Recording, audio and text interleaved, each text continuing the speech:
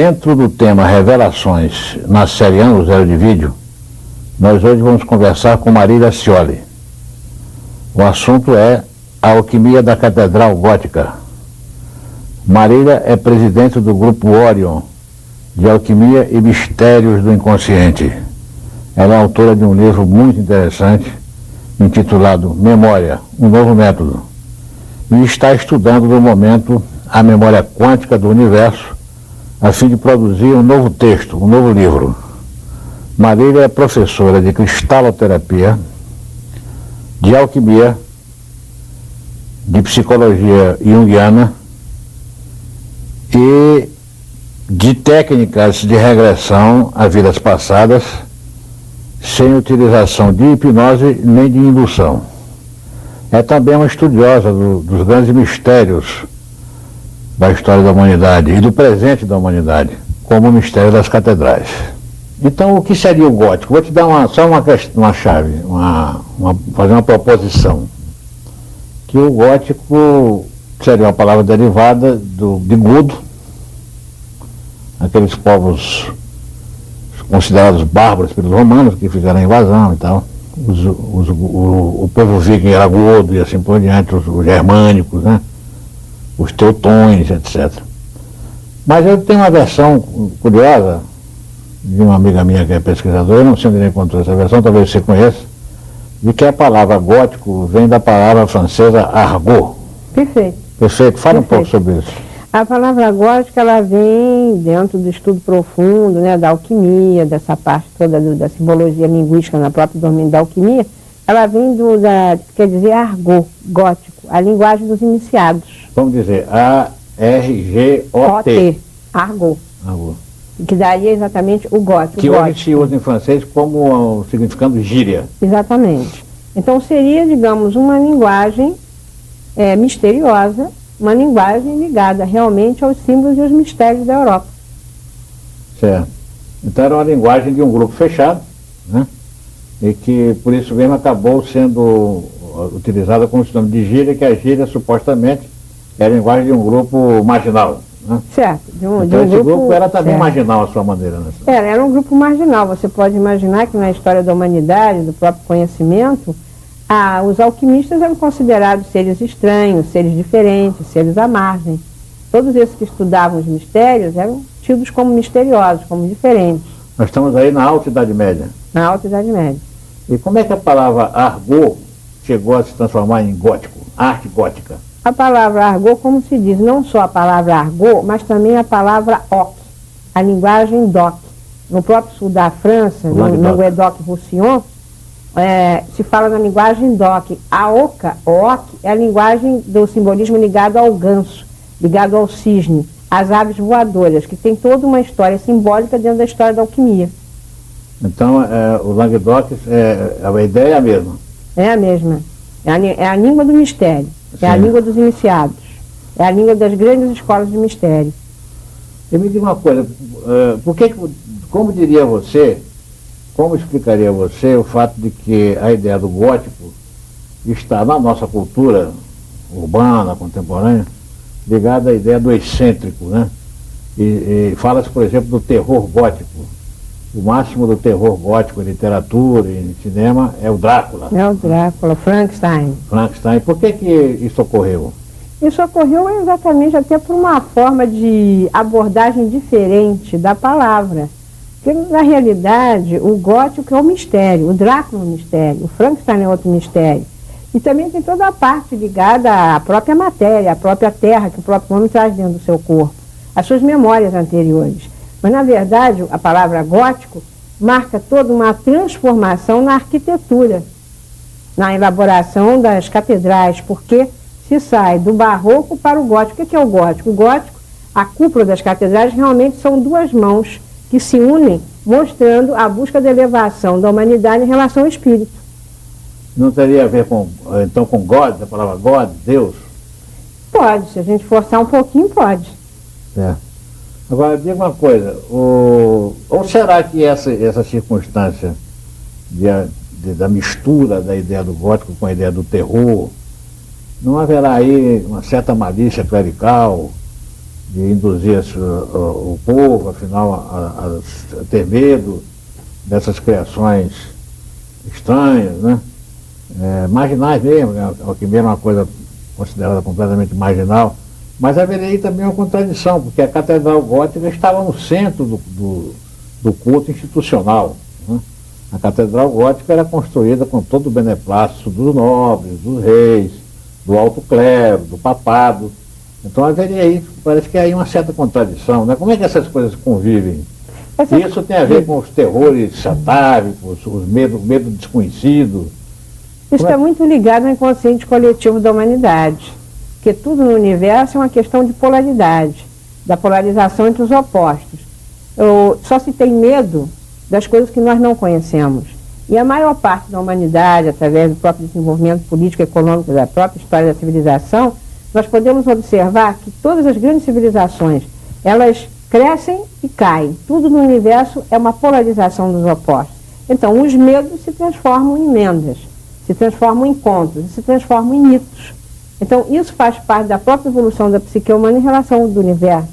E tudo aquilo que é desconhecido pode se transformar no medo, que pode ser usado por uma sociedade para manipular as pessoas, dada a vista a própria Santa Inquisição. Então, quando você fala em inconsciente coletivo no plano do gótico, você está falando de coisas muito antigas. Muito antigas. Coisas arcanas, né? Coisas arquetípicas. Arquetípicas. Isso tudo teria começado...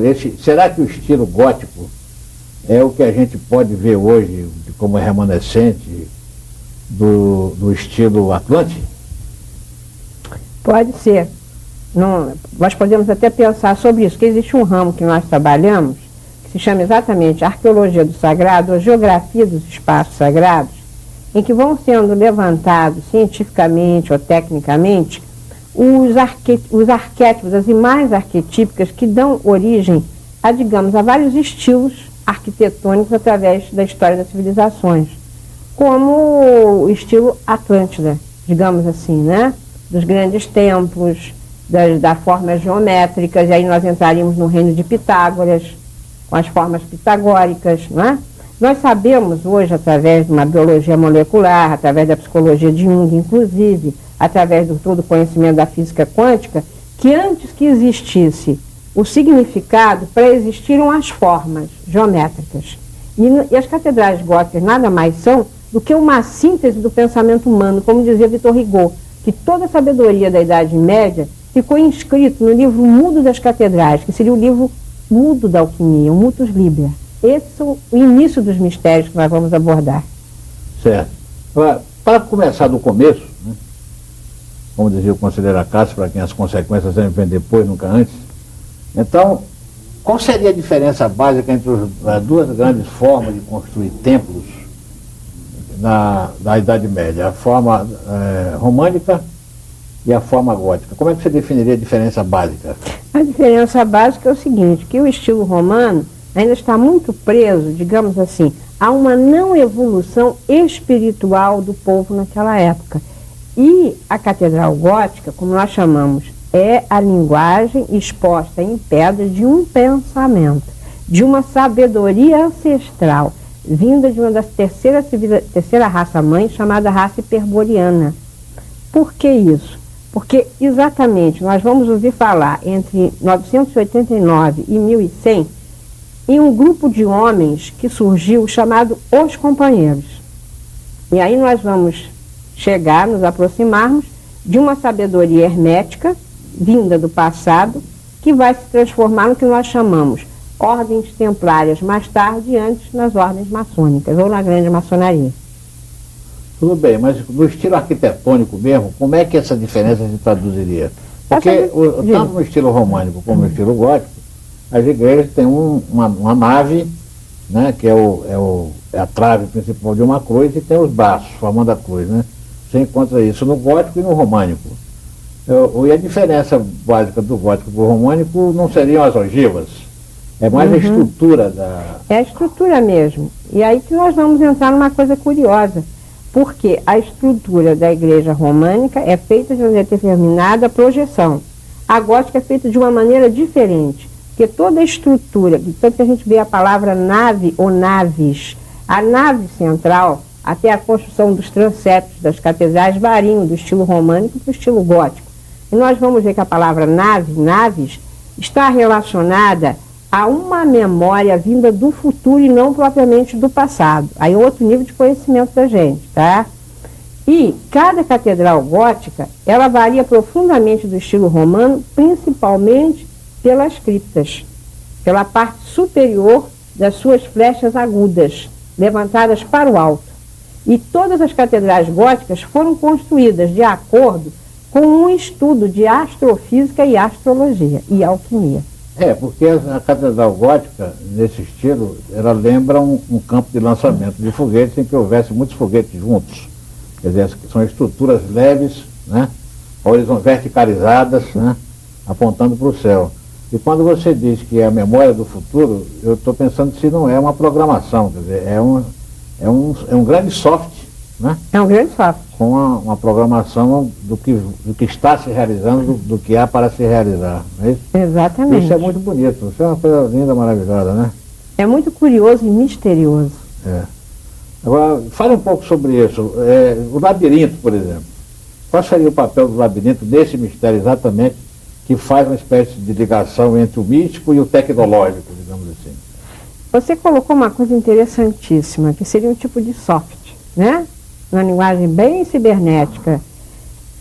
Cada catedral, e a gente hoje sabe que na Europa, depois da Primeira e Segunda Guerra Mundial, não é? O labirinto da Catedral de Reims desapareceu. Então, onde nós vamos ter o labirinto visível ainda é na Catedral de Notre-Dame de Chartres, que começou sua construção em 1179. Exatamente em Chartres existia uma tribo de druidas, tá? Druidas são os legisladores, os juízes, os bardos, os ovates, que são os médicos da civilização celta, os grandes sábios da civilização celta. E essa tribo se chamava a tribo dos Cornutos. Exatamente essa tribo dos Cornutos que um século antes que Jesus Cristo viesse à Terra, um desses druidas profetiza a vinda do Cristo, do Redentor.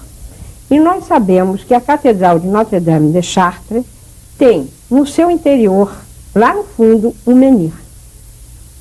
O labirinto da Catedral de Chartres representa a caminhada da humanidade ou do ser individual na busca do seu centro de força, que na psicologia junguiana nós chamamos de self ou si mesmo. O self ou si mesmo tem uma representação do ouro buscado na alquimia.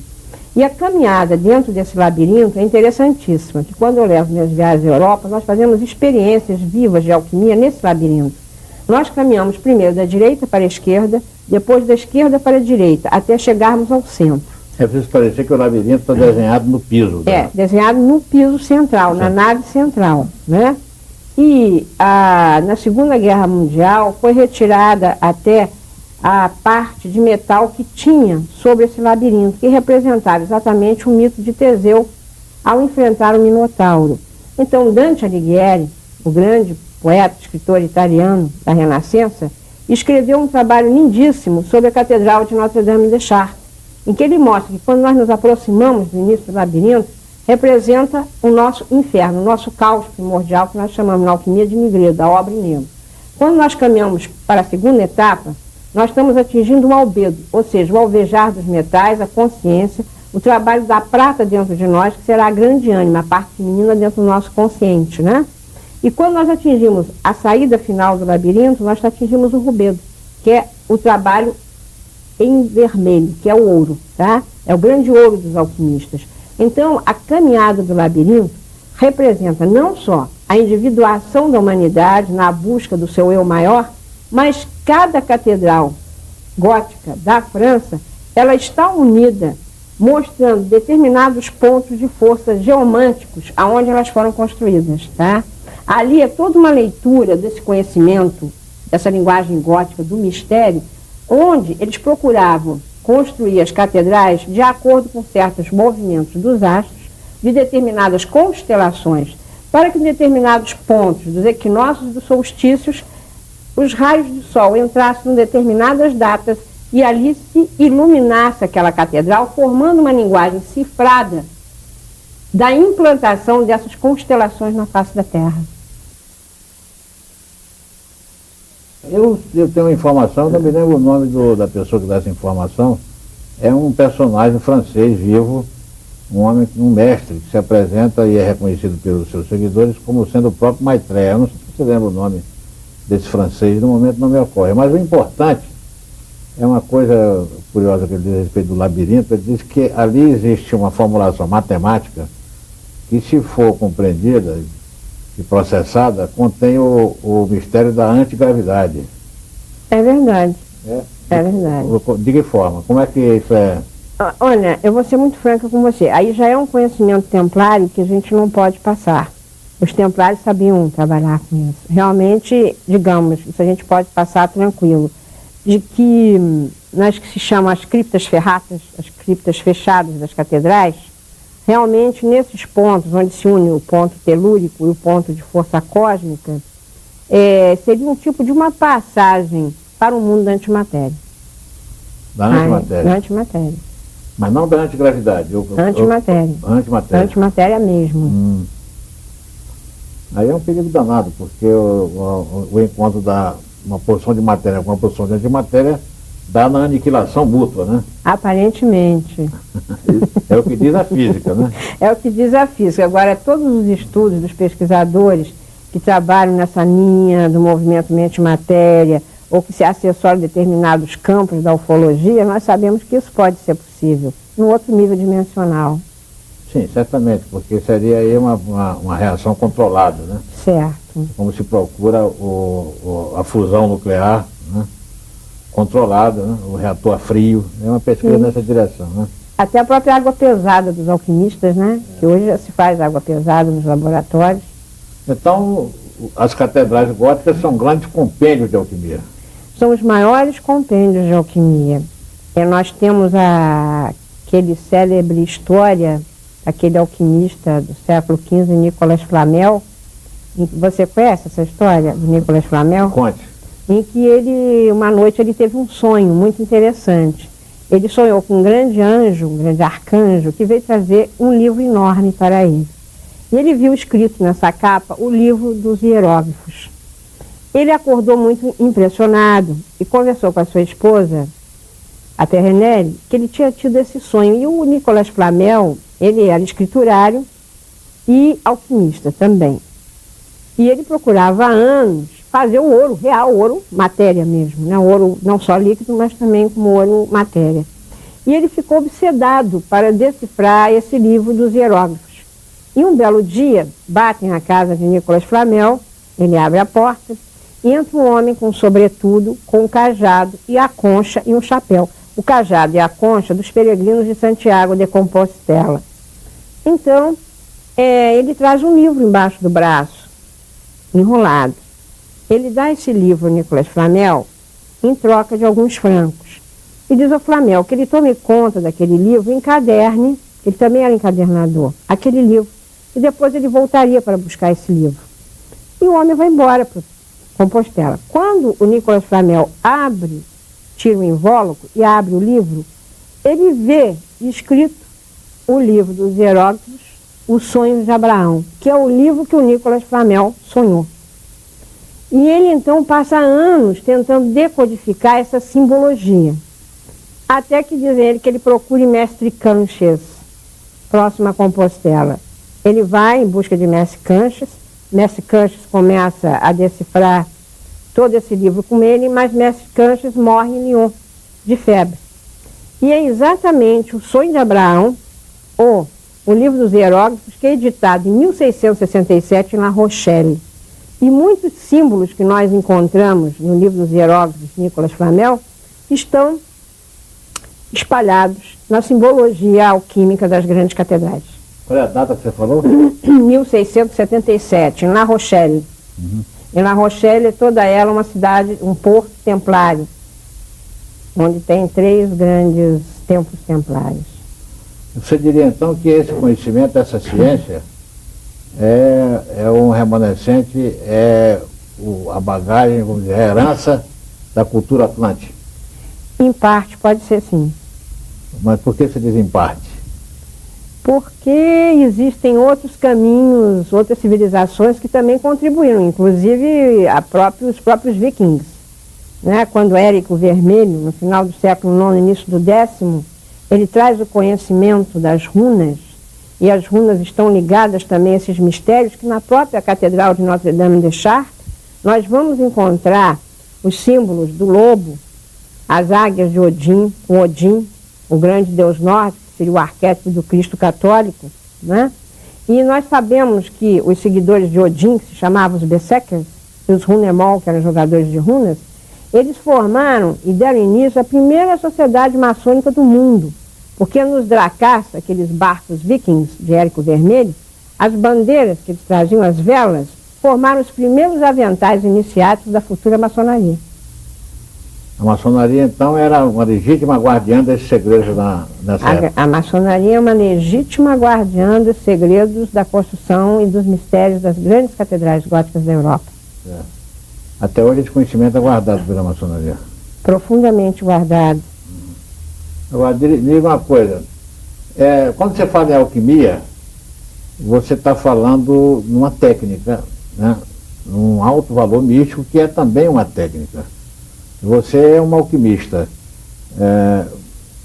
Você já auferiu, você já recebeu algum conhecimento no plano da alquimia, do entendimento, do estudo das catedrais? Seja diretamente, seja através de literatura, de ensinamentos? Pode falar um pouquinho sobre isso? Temos.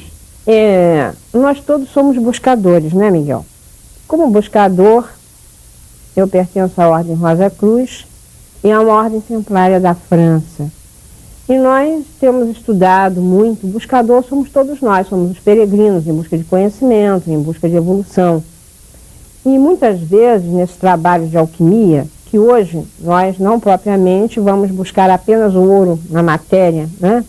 Que é toda uma reação química. Na verdade, a alquimia é a mãe da química da antiguidade. Depois é que se tirou o prefixo "al" e se transformou na palavra quimia, chemia, né? Química. E, na verdade, ao nos aprofundarmos e estudarmos todos esses mistérios, eu posso dizer a você que muitas vezes eu tenho, digamos assim, percebido outras dimensões da consciência na qual nós compreendemos melhor o mistério das catedrais góticas. Bom, uma das noções básicas que se tem de alquimia é que trabalha com a transmutação dos metais. Eu estava fazendo justamente uma reflexão com você, antes da gente começar a conversar, que a perpetuação da memória da humanidade no plano do código, da linguagem codificada, da mensagem que atravessa as gerações, ela está significativamente ligada sempre ao reino mineral, quer dizer, os menires, né, as grandes pedras, os monumentos. E mesmo chegando à eletrônica, nós temos uma base mineral, né? Estado de quartzo, né? Isso tem a ver, certamente, vamos imaginar, com a história da evolução humana passando pelas raças mães. Você mencionou a raça hiperbórea. Eu gostaria que você falasse um pouco desse esquema, que a gente tem que dar aqui um esquema, porque senão o discurso fica longo demais, mas eu gostaria que você falasse um pouco sobre isso, livremente, como você está falando. Querido, a raça hiperbórea, né, que nas obras de Helena Petrovna Blavatsky, uma das grandes fundadoras da Sociedade Teosófica, ela pode ser encontrada como a terceira raça-mãe. Mas, na verdade... A segunda, né? Não, a terceira, ela chama a terceira. A terceira é lemuriana. Não, você quer botar a segunda, bota. Tudo bem. Isso daí pode ser outro conhecimento. Não, bota como se fosse a segunda, então. Tá. Porque por causa do outro estudo, a gente pega ela como terceira, mas pode colocar como segunda, não há nenhum problema. Tá. Tira isso daí e bota como segunda. Pode botar, tranquilo, tá? Mas, na verdade, por que ela se chama hiperbórea? Porque ela está associada ao vento bóreas, o vento que vem do norte, do extremo norte. E se diz que a raça hiperboreana seria uma raça de semideuses. Quer dizer semideuses por quê? Seria uma raça de homens e mulheres com corpos mais sutis. Não seriam corpos de matéria tão densos como a nossa. E que essa raça teria vindo realmente das estrelas. Então, ela vem se propagando via Oriente, passa pela Índia, né? Depois parte dela vai para a África, parte dela então vai para a Europa, dando origem exatamente a parte da Dinamarca, Noruega, Suécia, que chama a parte escandinava da Europa, né? E formando a civilização germana, os saxões, certo? Os alemães, e depois dando origem ao quê? Aos ingleses, aos franceses e aos iberoceltas, a Espanha. E dizem que parte dela também vai formar a civilização maia e inca. Mas essa civilização que é chamada daqueles que trazem implantação dessa linguagem muda vinda das estrelas, que seriam os Menírios e os Dólmenes, nós vamos ouvir falar nos primórdios da civilização, na própria história mesmo, de que existiam já desde essa época os arquidruidas, que seriam os primeiros xamãs. Entre eles surgindo uma figura mítica muito interessante, que seria o arquétipo do velho sábio, que nós chamamos Midrin, ou Mirdin, ou Taliesin, bardo, que seria Merlin, né? E a gente sabe que Merlin... do mito de Papai Noel. Exatamente. E a gente sabe que o Merlin, dentro de uma visão junguiana da Távola Redonda, de Arthur da Távola Redonda, seria o outro lado do rei Arthur, seria o velho sábio. Mas, na verdade, Merlin existiu. Porque naquela época nós vamos ver que todos os reis, todos aqueles que queriam ser reis, eles tinham que passar por uma iniciação druídica. Até hoje, para ser rei na Inglaterra ou rainha, eles têm que ser iniciados por um colégio druídico verdadeiro, nos conhecimentos da civilização celta dos mistérios, para que eles possam se transformar em reis ou rainhas. Então, esses Menírios, esses Dólmenes, como se nós formos falar, por exemplo, Stonehenge quer dizer pedra suspensa, Henge quer dizer suspensão, uma pedra suspensa. E a datação arqueológica dela, dependendo de vários autores, dizem que eles surgiram ali entre 1800 a 2000 a.C. E é uma coisa curiosa, que tanto Stonehenge como Avebury, na Inglaterra, como Karnak, no Morbihan, na Costa de Esmeralda, entre França e Bretanha, eles formam um desenho interessantíssimo de latitudes e longitudes. E a Avebury é mais interessante ainda, que você perguntou sobre a Atlântida. Os Menírios saem de dentro do oceano, é uma coisa curiosíssima. E hoje esses Menírios e esses Dólmenes, nós sabemos que eles estão plantados em cima do que no conhecimento da ciência moderna hoje se chama as ortotenias, ou seja, o ponto de força gravitacional telúrico mais forte daquela região. E esses Menírios eram colocados para quê? Para equilibrar as forças negativas e positivas naquela vila, naquela cidade, até para trazer uma vibração específica para que houvesse uma melhor agricultura.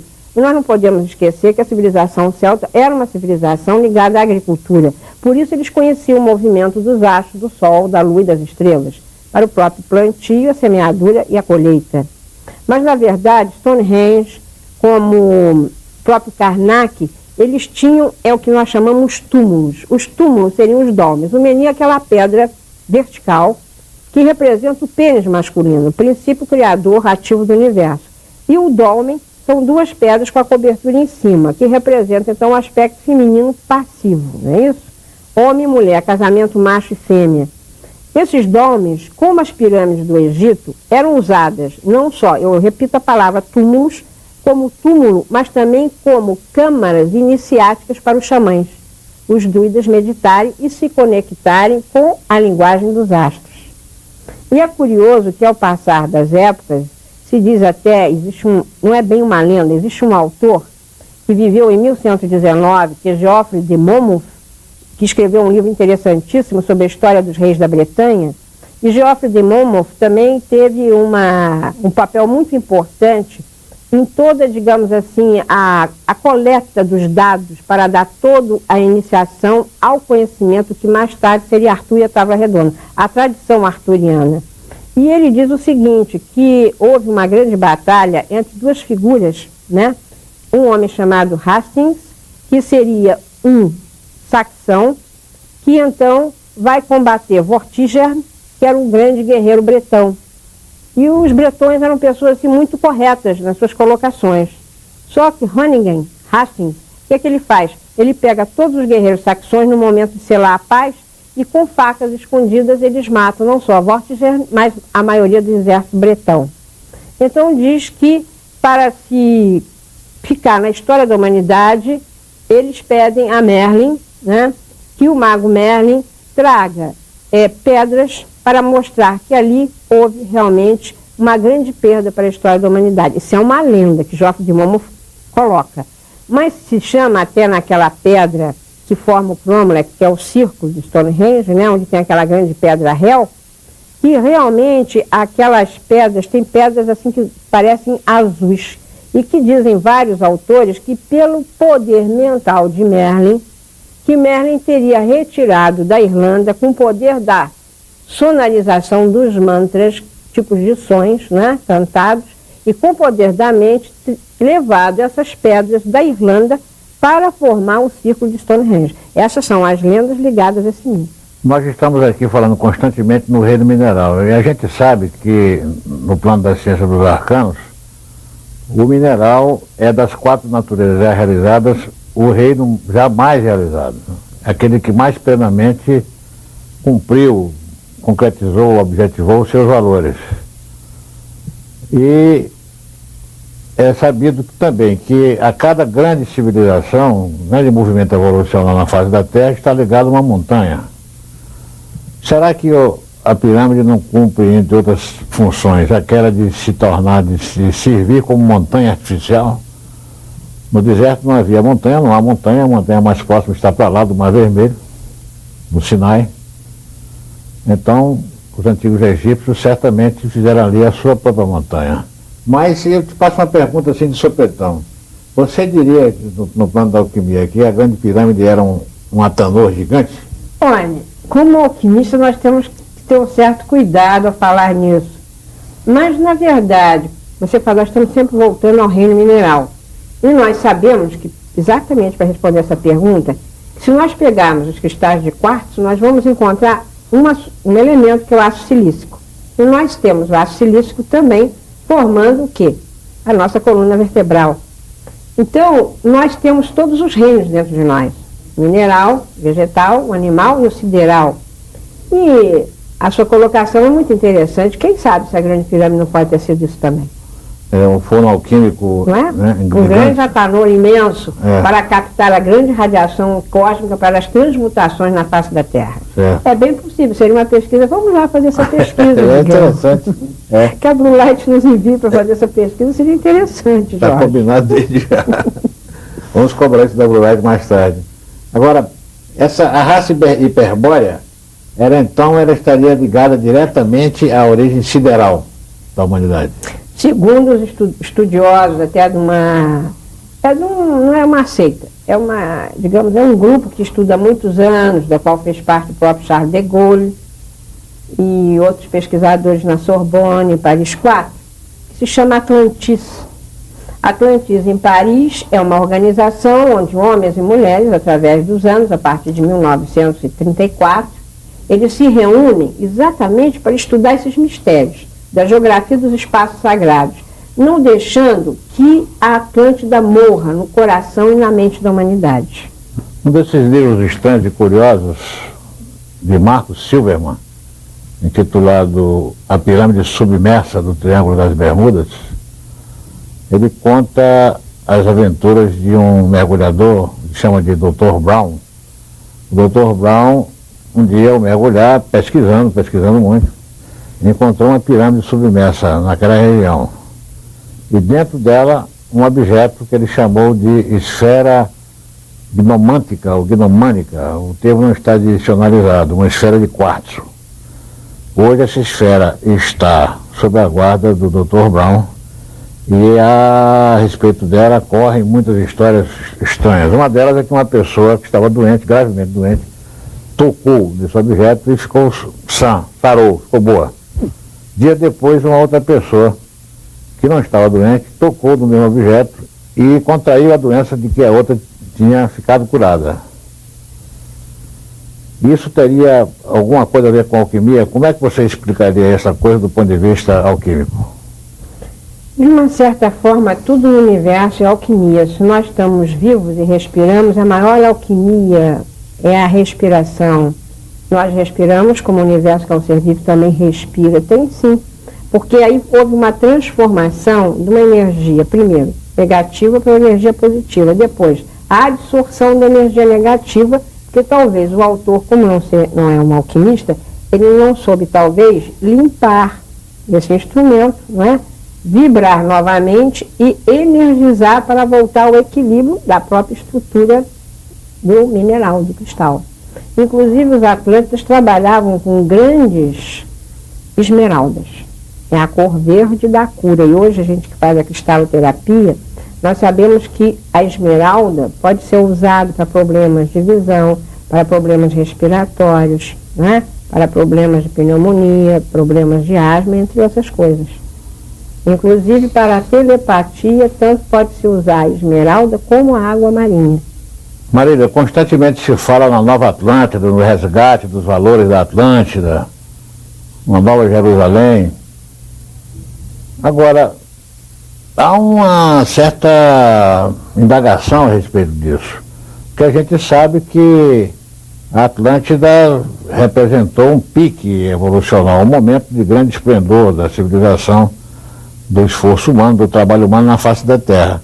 Mas a gente sabe também, pelo menos muita gente sente assim, que a história não anda em círculos, ela anda talvez numa espiral.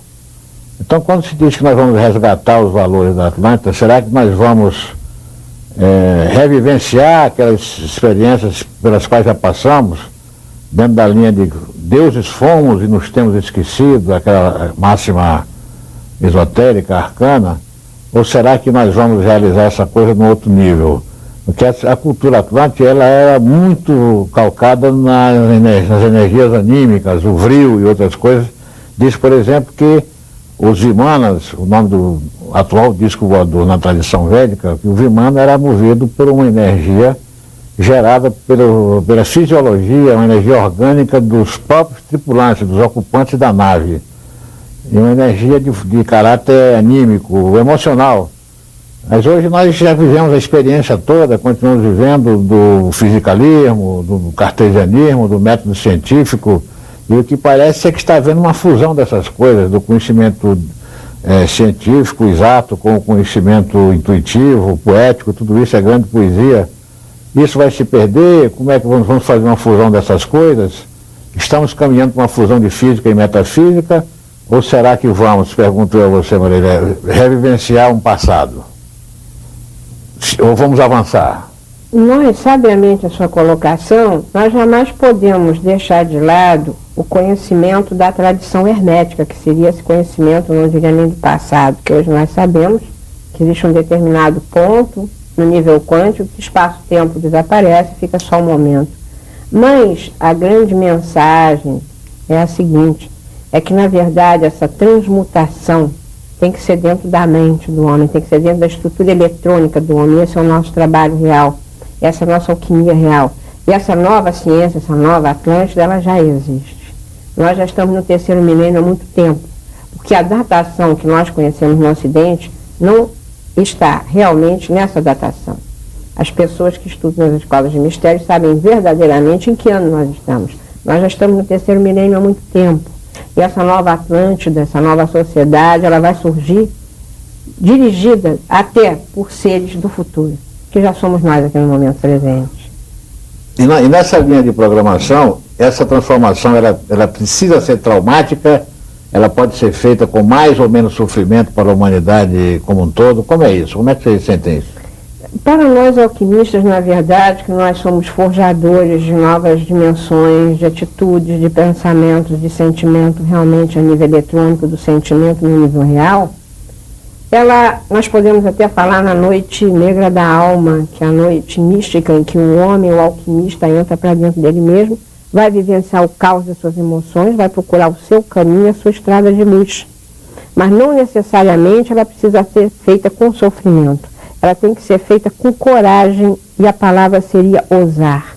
Ousar caminhar para uma nova sociedade, um novo mundo, em que uma ordem templária chamaria uma nova sinarquia, onde haveria não só a hegemonia da Europa, mas um único governo, um único pensamento e uma grande força, que seria realmente o amor. O amor, o respeito, a compreensão e a coragem de ousar. Essa será a nova Atlântida. Nós estamos falando também uma coisa que é bastante polêmica, nesses componentes da personalidade do ser humano, né? Mais do que a personalidade do ser humano completo, né?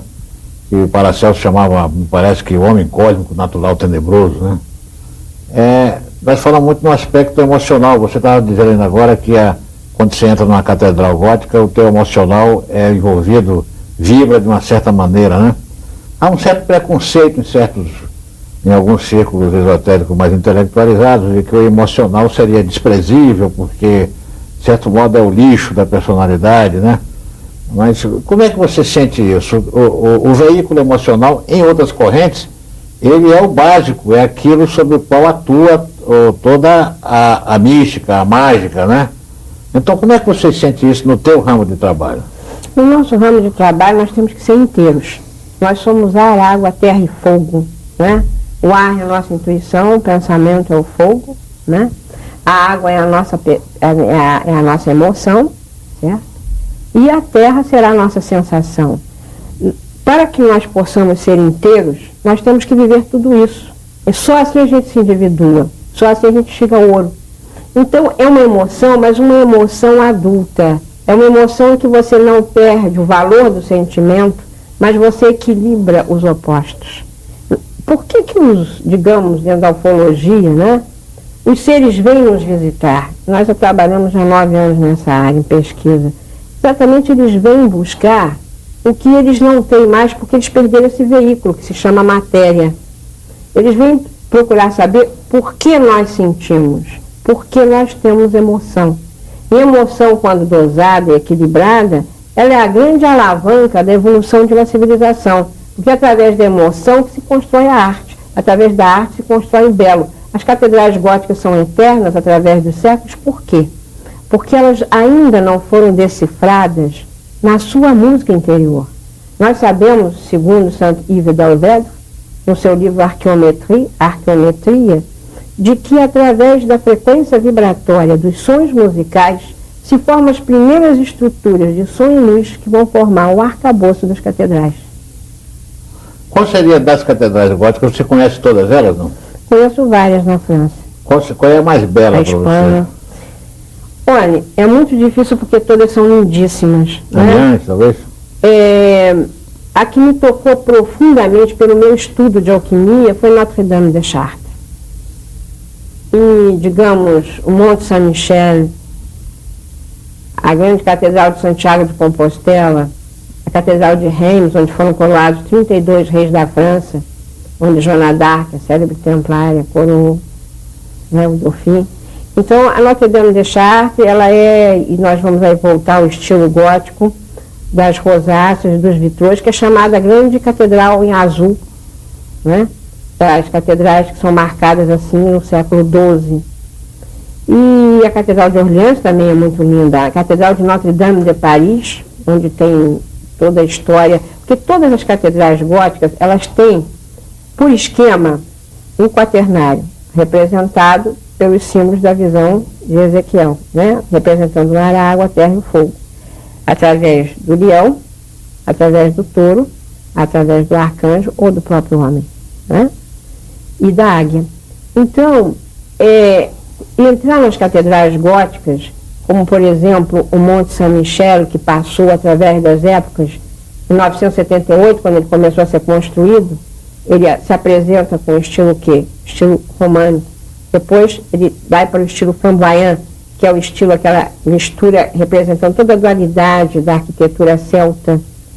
E depois então que ele passa para o gótico. Né? Aqui no Rio tem uma catedral que tem um pouco do estilo flamboyant. Qual é? É a Presbiteriana. Ah, eu nunca fui. Aquela ali perto da Praça Tiradentes. E eu ouço dizer que eu nunca fui lá, que há uma catedral, uma igreja do Colégio dos Salesianos, acho que é de Nossa Senhora Auxiliadora, se não me engano, em Niterói, na rua...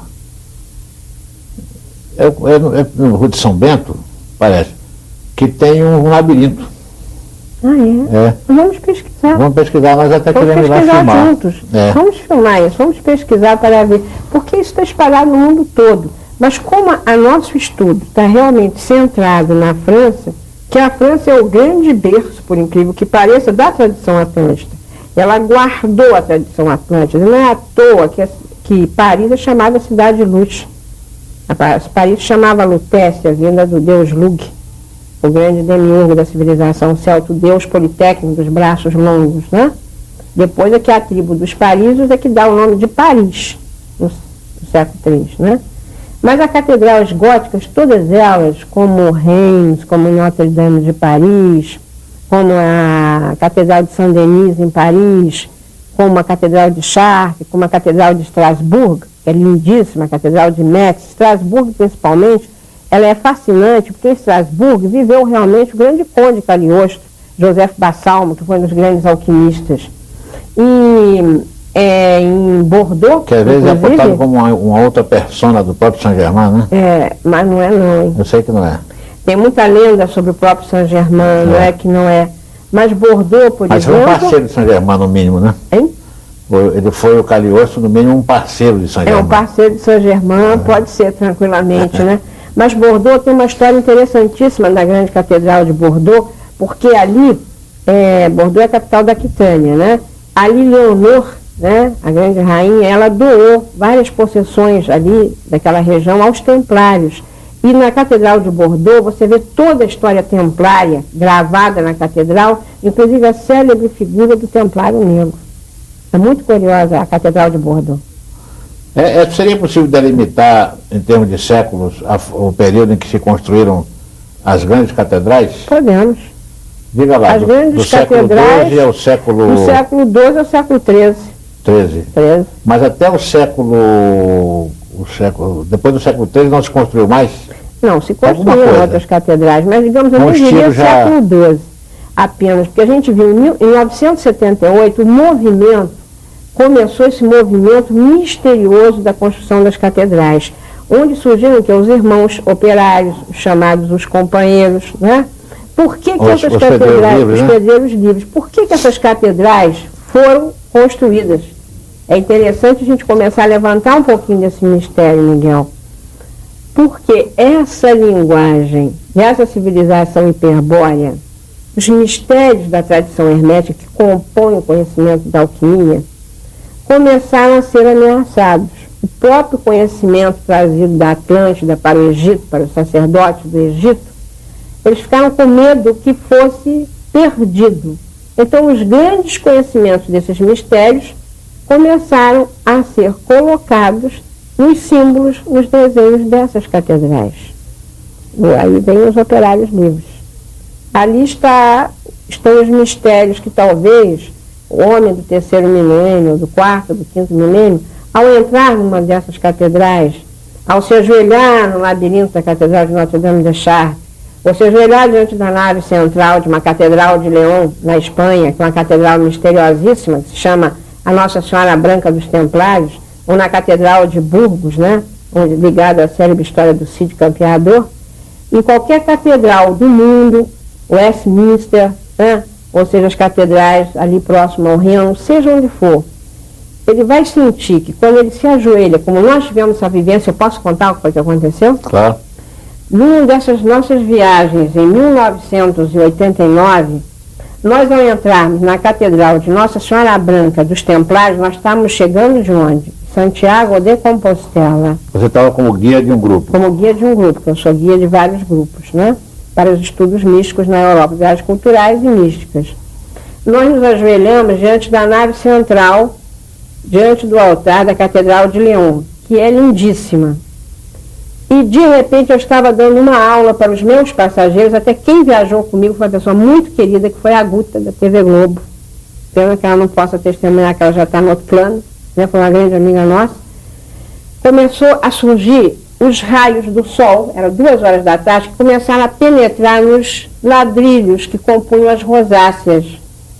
Ao olharmos para os bancos, diante da nossa frente, na nossa frente, no banco, todo mundo viu isso, foi desenhado um triângulo com o olho que tudo vê, o símbolo maçônico. E do lado esquerdo, o símbolo da Vieira ou da Concha de Compostela. Então, a aula que eu estava dando, exatamente, que nunca, nenhum vidro foi colocado numa rosácea que não estivesse ali seguindo uma medida e um motivo. Então, quem tiver olhos para ver, a 21 de junho, onde, exatamente, no solstício de verão, um raio vindo do sol bate nesse ponto, virado para a parte norte da Catedral de Chartres, bate numa pedra branca, e ali ela vai bater direto num parafuso que falta aonde existiu a placa de metal no labirinto. É um ponto de convergência com uma força cósmica maior. E essa leitura se faz através das 13 catedrais que Bernard de Clairvaux mandou fazer, todas elas dirigidas para uma conjunção entre a constelação da Virgem e da Grande e da Pequena Ursa. Você diz então que a cada dia do ano, nessa mesma data, nessa mesma hora, essa visão... 21 de junho. 21 de junho. Qual é a hora? É mais ou menos entre 1 e 2 da tarde. É uma indicação interessantíssima. Inclusive, Miguel, quando nós tivemos o ano retrasado em Compostela, aconteceu um fenômeno que, se tiver tempo, eu conto. Pode contar. Posso contar?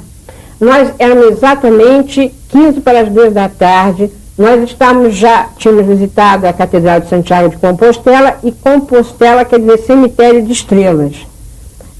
É o caminho do peregrino, né? E depois, isso numa outra entrevista, a gente pode se aprofundar num outro dia qualquer, se você quiser, porque a história é interessante. E nós estamos em frente ao Hotel dos Reis Católicos, cuja entrada principal, eu estava dando aula ao meu pessoal, mostrando a simbologia desse Hotel dos Reis Católicos, que são os mesmos símbolos que nós encontramos remanescentes por toda a caminhada que nós chamamos a Serra de la Busqueda, a Serra da Busca do Graal, na Espanha, que é o meu trajeto. Serra da Busqueda. Exatamente. Então, muitas vezes você vê nesses símbolos dessas catedrais, até em São Domingo de la Calçada ou em outras cidades, na frente, no pórtico central, quando você entra, uma Nossa Senhora ou uma sereia, melhor falando, que de um lado alimenta com o seio uma serpente e da outro o menino Jesus. É uma conotação gnóstica do conhecimento druídico. E um passageiro de uma outra excursão comentava que a Catedral de Santiago de Compostela estava muito maltratada pela erosão dos ventos, pelos próprios peregrinos. Quando uma das passageiras, que não acreditava em nada, ela ficou branca, olhando para o céu. Ela coloca os óculos escuros. Nisso, quando eu olhei, todas as outras excursões estavam olhando para o céu, Miguel. Foi um dos fenômenos mais interessantes da minha vida. E em cima da Catedral de Santiago de Compostela, era exatamente 2 horas da tarde de 1990, abril de 1990. Nós vimos Santiago de Compostela em cima de um cavalo branco. Esse fenômeno durou durante meia hora. Foi uma coisa fortíssima. Ele vinha, não era efeito óptico, porque era visível, como eu estou olhando aqui para o refletor, nessa distância. Era Santiago como guerreiro. Como guerreiro. Mata-Moro. Como Santiago Mata-Moro. Também era o Cavaleiro das Idades. Exatamente, Miguel. Essas tradições chamam de Arquidorge, né? Exatamente. Já ouviu esse nome? Já ouvi. É o Cavaleiro das Idades. Cavaleiro das Idades, né? E ele vem estava com a espada na mão? Espada e a lança. Então ele veio para fazer justiça. Ele veio para fazer justiça também, Miguel, e para dizer àqueles que não acreditavam que ele realmente existe, que o caminho de Compostela não é apenas um mito, não é uma lenda, é uma realidade. E Compostela são 7 caminhos. A alquimista Marília Scioli, na fase mais funda e mais profunda da Idade Média, seria difícil uma mulher alquimista. Sim, existiu a grande alquimista antes da Idade Média, que foi Maria Profetisa. E Maria Profetisa é uma coisa muito curiosa, porque Maria Profetisa, nós esquentamos nossa comida na banho-maria, e exatamente foi Maria Profetisa que descobriu aquecer as coisas através da banho-maria. É uma precursora, né? É uma precursora, né? Era uma raridade, uma mulher alquimista. Foi uma mulher que era contemporânea de Simão o Mago, que foi um outro grande alquimista, um outro grande mago, né? Que os alquimistas... Que século era? Eu não me recordo assim um século não, mas é bem antigo, no tempo da Grécia, bem antigo. O século agora eu não estou me relembrando realmente. Agora, os alquimistas, na verdade, hoje, transmutam, na realidade, suas frequências vibratórias mais baixas nas frequências vibratórias mais altas. Isso seria, na psicologia junguiana, atingir o ouro.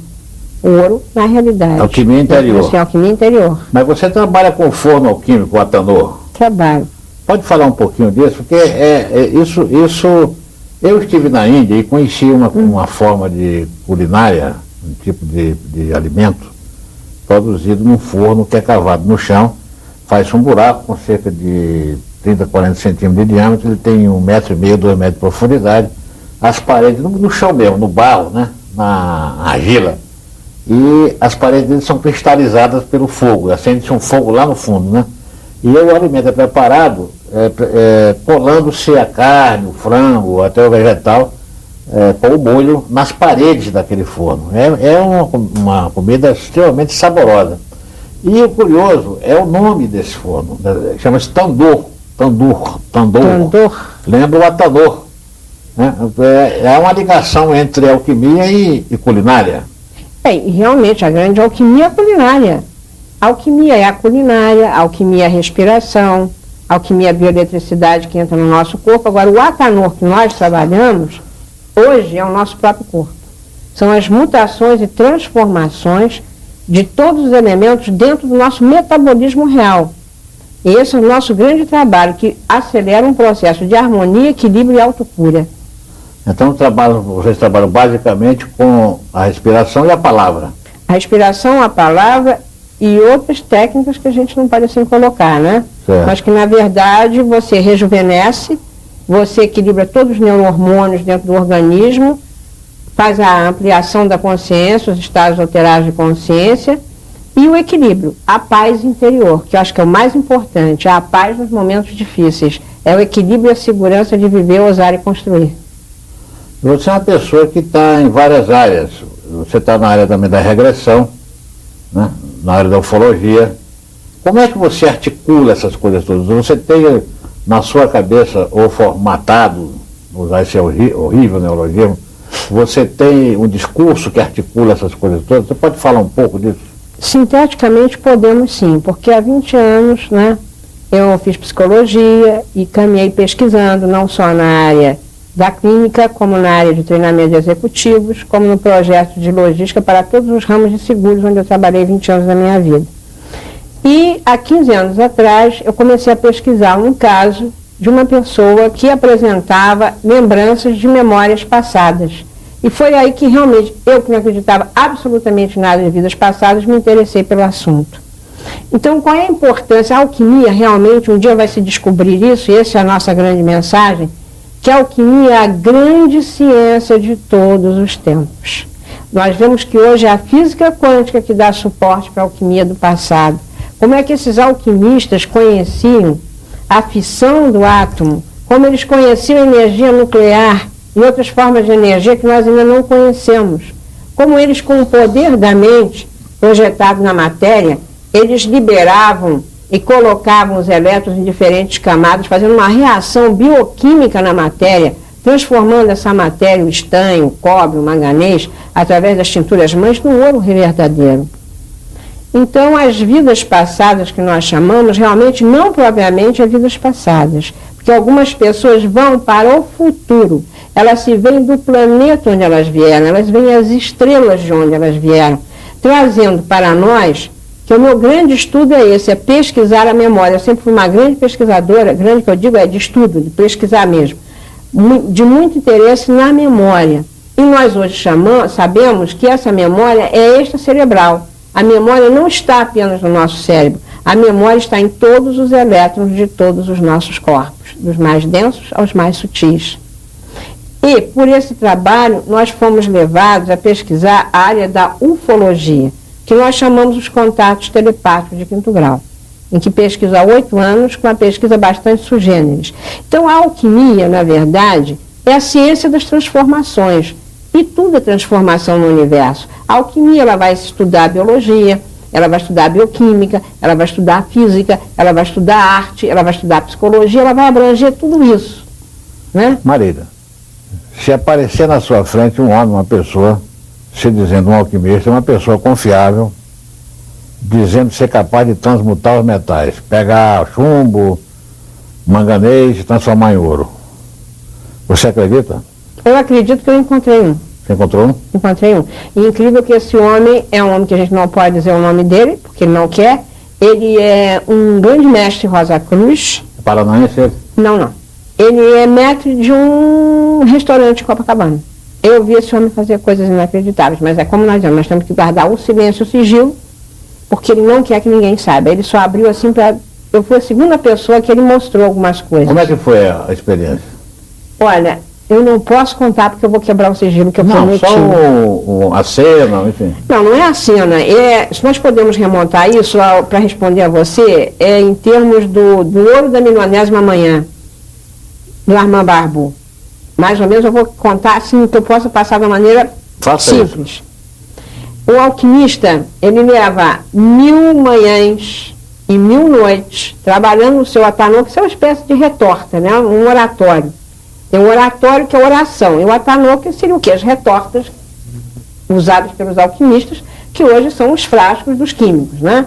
Então, ali estavam misturadas várias substâncias, chumbo, manganês, cobre, estanho, mercúrio, enxofre, certo?